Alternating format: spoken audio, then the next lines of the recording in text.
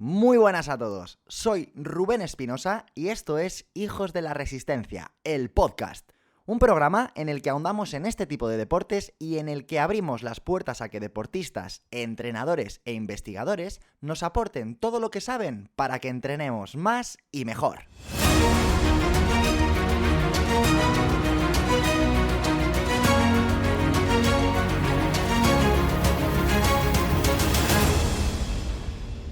Muy buenas a todos amigos, ¿cómo estáis? Bienvenidos a un nuevo episodio del podcast. Un episodio que de verdad llevo muchísimo tiempo queriendo hacer. Hace meses, cuando cayó en mis manos la información que te voy a desvelar hoy, no tenía muy claro si iba a acabar creando este programa o no, pero desde ese mismo momento pensé, joder Rubén, esto se lo tienes que contar a la gente. Así que bueno, aquí estoy, dispuesto a darte una perspectiva que creo que es muy interesante, sobre una de las preguntas más complejas que le puedes hacer a un corredor. ¿Por qué corres? ¿Te lo has preguntado alguna vez? ¿O por qué corremos? Si te hago esta pregunta, lo primero que se te van a empezar a ocurrir son motivos motivacionales del por qué lo haces. Pero hoy no vamos a entrar ni en lo motivacional, ni en la justificación que podemos tener cada uno para explicarle a los demás por qué corremos. Hoy quiero que la reflexión que hagamos vaya muchísimo más allá. Y para ello vamos a tener que hacer todos un ejercicio de humildad que nos haga entender que a nivel biológico y a nivel evolutivo existen razones que nos permiten correr y que están muy por encima de la motivación que cada uno de nosotros pueda tener. Supongo que a estas alturas de la película todos estaremos de acuerdo en que los humanos somos únicos como especie, ¿no es así? Bueno, echemos un breve vistazo a la que hemos liado durante las últimas decenas de miles de años. Fijaos, hace 70.000 años, se dice pronto, la revolución cognitiva nos dio la oportunidad de comunicarnos a través de un lenguaje ficticio. Y esto hizo que los individuos de nuestra especie fueran capaces de cooperar y de coordinarse para poder así alcanzar fines comunes. Más tarde, hace solamente 12.000 años, la revolución agrícola permitió a Homo sapiens generar asentamientos permanentes, ya que ahora podíamos domesticar plantas y animales. A partir de este momento surgieron los primeros reinos. Apareció la escritura, nos inventamos el concepto del dinero y surgieron también las primeras religiones politeístas. Durante los siguientes miles de años se consolidó el imperio persa, el budismo en la India, el imperio Han en China, el imperio romano, hasta hace 2000 años, cuando nació el cristianismo. De ahí nuestro calendario. Y tan solo 500 años nos separan de otra grandísima revolución, la científica. Y claro, esto fue una auténtica locura.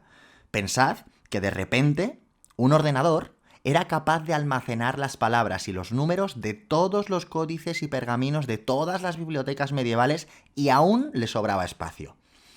Tal y como cita Harari en su libro Sapiens, que es un libro que os recomiendo a todos 100%, en 1500 pocas ciudades tenían más de 100.000 habitantes. La mayoría de los edificios estaban construidos de barro, madera y paja. Un edificio de 3 pisos era un rascacielos. Hasta 1522 ningún humano había circunnavegado la Tierra. Fue la expedición de Magallanes la que regresó a España después de un viaje de 72.000 kilómetros. Este viaje les había llevado 3 años y les había costado la vida de casi toda la expedición, incluido Magallanes. Hoy en día, cualquier persona con ingresos de clase media puede circunnavegar la Tierra de manera segura y fácil en solo 48 horas si se lo propone. La pregunta es clara. ¿Cómo ha sido posible que el Homo sapiens llegara hasta aquí? Lo que ha conseguido, desde que salió de África hace 2 billones de años, es en parte consecuencia directa de nuestra capacidad de correr. Todos conoceréis la historia del origen de la maratón. Habréis oído hablar seguro de Filípides, ese mensajero ateniense que fue enviado a Esparta para pedir ayuda cuando los persas desembarcaron en Maratón. Existen diferentes versiones de la historia, pero todas confluyen en que cuando Filípides llegó y dio su mensaje, murió a causa de la fatiga y de lo agonizante que había sido recorrer esos 42 kilómetros que más tarde se convertirían en lo que todos conocemos hoy en día, pues como la maratón. Desde que esta distancia se popularizó, y ya estoy hablando del mundo moderno, hemos visto como muchísimas personas de todas las edades y capacidades han sido y están siendo capaces de completar dignamente esta distancia. Lo que yo vengo a plantear hoy es que quizá esto que está ocurriendo no es más que un testimonio más de la capacidad que tiene nuestra especie para correr largas distancias sin morir en el intento. Ahora mismo, algún oyente escéptico estará diciendo: madre mía, Rubén, se te ha pirado la olla de una forma increíble. Bueno, pues además de llevar razón, si estás pensando esto, tengo que decir que todo lo que voy a contarte a partir de este momento tiene una base científica más que sólida. En la descripción de este episodio vas a poder encontrar el enlace a un estudio que se publicó en 2007 en la revista Sports Medicine y que está escrito por Daniel Lieberman, del Departamento de Antropología y Biología Evolutiva de la Universidad de Harvard, y por Dennis Bramble, del Departamento de Biología de la Universidad de Utah, en Estados Unidos. Este estudio, que más que un estudio como tal es una recopilación de datos increíbles, nos hace pensar que esto de correr maratones o distancias ultralargas pues no es tan inhumano como podríamos pensar.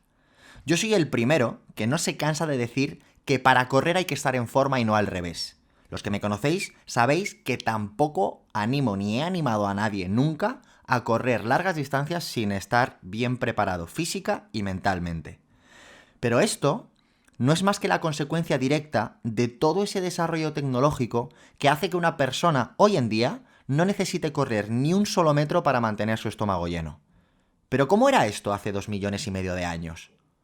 Los restos arqueológicos encontrados sugieren que los homínidos comenzaron a incorporar carne y otros tejidos animales en su dieta exactamente en aquella época.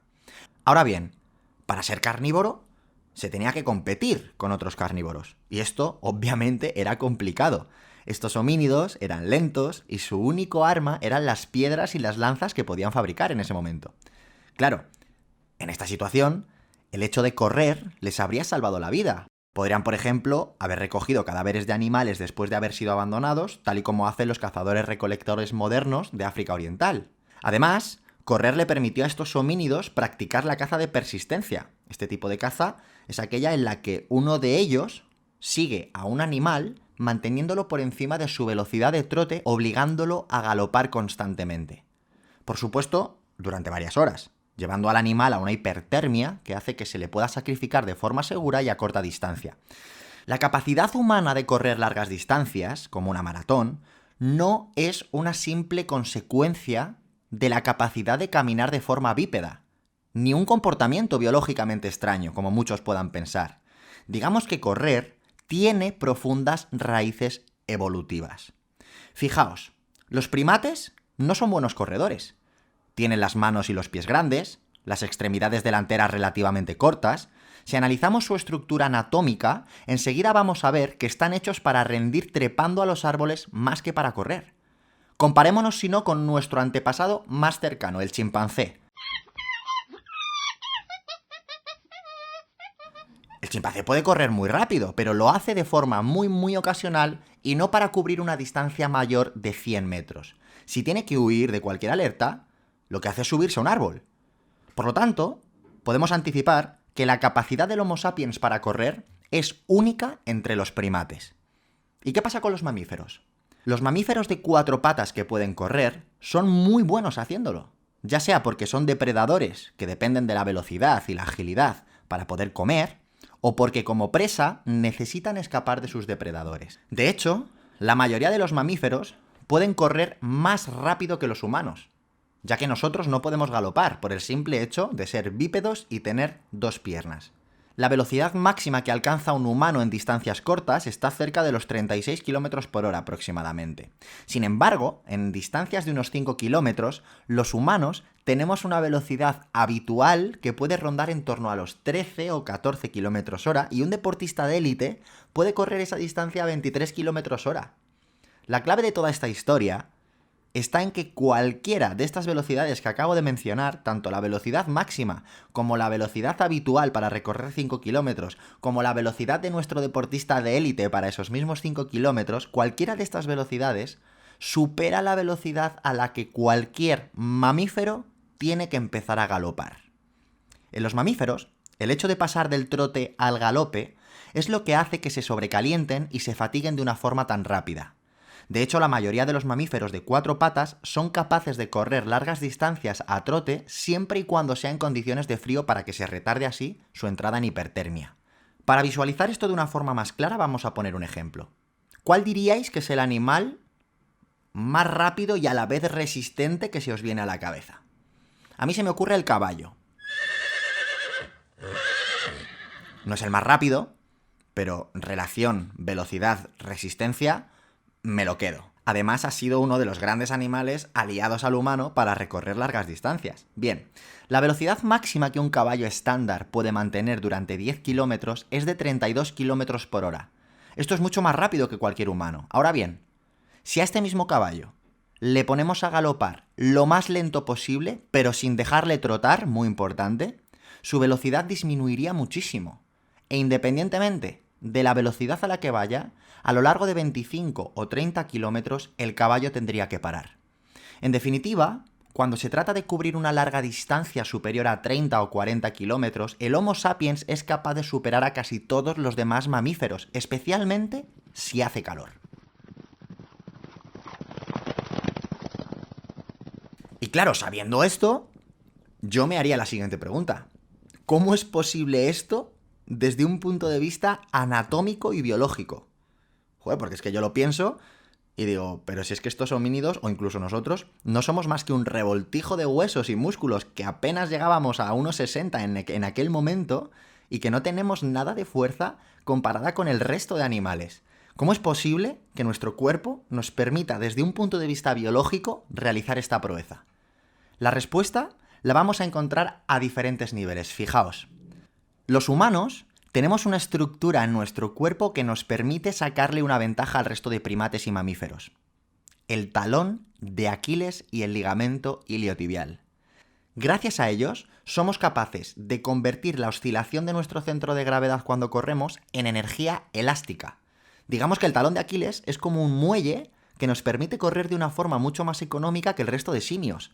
Además, tenemos ligamentos en los pies que hacen de resorte para multiplicar así las posibilidades de nuestro talón de Aquiles. En segundo lugar, tenemos un glúteo mayor que está agrandado respecto al resto de animales y además tiene una particularidad muy importante y es que apenas se contrae al caminar. Esto muchas personas no lo saben y a mí me hace mucha gracia cuando veo a personas andando para trabajar el glúteo. Cuando veo esto, la verdad es que se me dibuja una sonrisilla maligna, pero bueno, como nosotros ya lo sabemos, no lo vamos a hacer. Dicho esto, tenemos que tener muy claro que el único gesto natural del ser humano que activa el glúteo mayor es la carrera. Además, tenemos un tórax muy móvil que se desacopla del cuello para permitir la rotación contraria de brazos y tronco. Dicho de otra forma, podemos bracear, algo que el resto de animales no pueden hacer. En cuarto lugar, tenemos un ligamento nucal en el cuello que nos permite correr mirando hacia adelante sin perder el equilibrio. Y por último, una de las capacidades más insólitas en el resto de mamíferos que habitan la Tierra: la capacidad de sudar y disipar el calor. Cuando corremos, generamos hasta 10 veces más calor que cuando andamos. La mayoría de los mamíferos dejan de galopar porque no pueden enfriar la temperatura corporal lo suficientemente rápido como para evitar la hipertermia. Nosotros, sin embargo, hemos perdido casi todo el pelaje de nuestro cuerpo y hemos aumentado el número y la densidad de glándulas sudoríparas. Solamente tenemos que pagar un tributo a cambio de tener ese superpoder. Este tributo que le tenemos que dar al cuerpo es agua y sal. Esto suena familiar, ¿verdad? Todos sabéis lo importante que es mantenerse hidratado en una competición y que llegado a cierto punto necesitamos suplementarnos con sales. Resulta cuanto menos curioso el pensar que hace millones de años nuestros ancestros fueron capaces de mantenerse con vida gracias a su capacidad de correr largas distancias y que hoy en día, sin embargo, hayamos terminado viviendo como lo hacemos y pensando que hay que estar loco para correr maratones o distancias más largas. Lo que hay que estar es entrenado, no loco. De hecho, si alguno no lo hubiera hecho en su día, probablemente no estaríamos aquí. Le debemos nuestra supervivencia a la capacidad que tuvo Homo sapiens de sacarse las castañas del fuego cuando no era más que un homínido discreto en una fauna salvaje.